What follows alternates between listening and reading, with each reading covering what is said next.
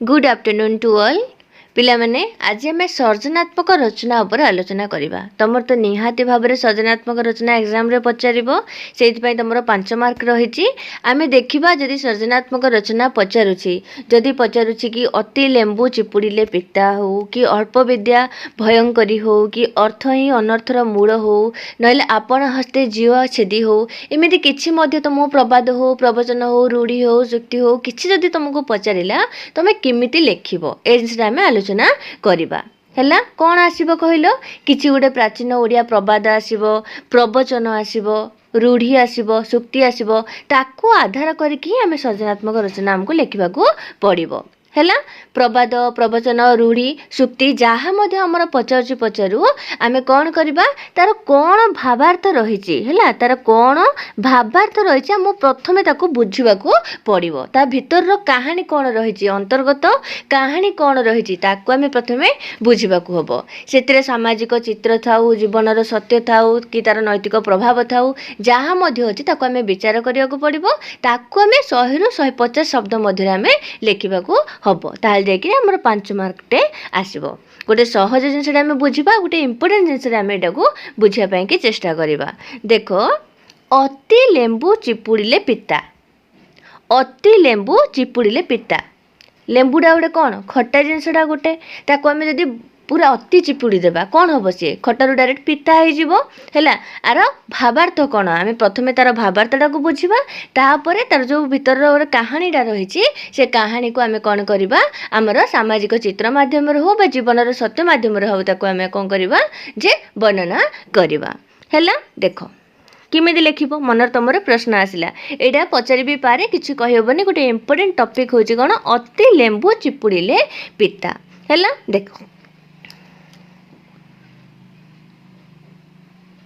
देख लेंबूर स्वाद खटा किमिति लेखिब तमें ताको वर्णना करिकी है से किमिति सामाजिक चित्र हो बा जीवन सत्य हो से किमिति उद्घाटन कर देखा पड़ो। प्रथमे देख अति लेंबू चिपुड़िले पिता कौन लेखिब लेखिब लेंबूर स्वाद होची कौन खटा लेंबूर स्वाद होची खटा आवश्यक अनुसार यह चिपुड़ी पीले यार स्वाभाविक स्वादटा अनुभूत करी होता है ताको आमको जेतिकी दरकार आम जदि लेंबू पणा करवा आम पणारे जेतिकी लेंबूटा दरकार आम सेतिकी कले ही तार स्वादटा को आम कौन करवा अनुभव करिपारिबा।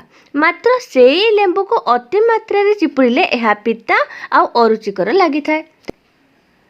जदि आम ग्लासटे पणारे बहुत सारा लेंबू चिपुड़ी देबा ताहले कौन हम सी पक्का पिता हो आउ पाटी को कौन लगे अरुचिकर लगे।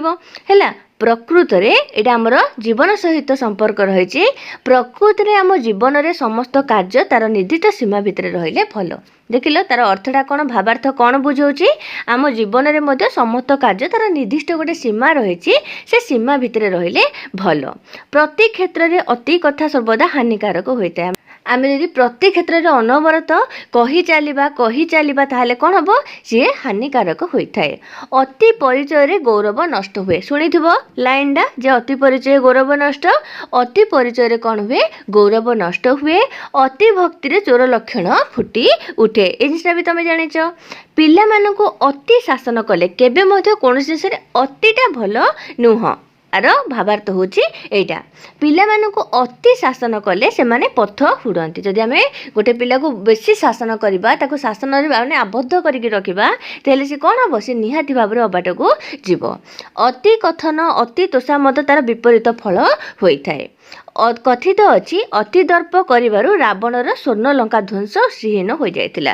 जेतेबेले रावण कौन कला अति गर्व करितिला ता फल कौन होता तार स्वर्ण लंका ध्वंस हो जाइतिला आ से मध्य श्रीहीन हो जाइतिला।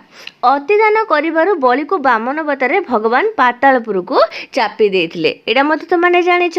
तेणु अति ही सर्वदा गहित होता है। देखिल भावार्थटा कौन अति ही सर्वदा कौन होची गहित होता है।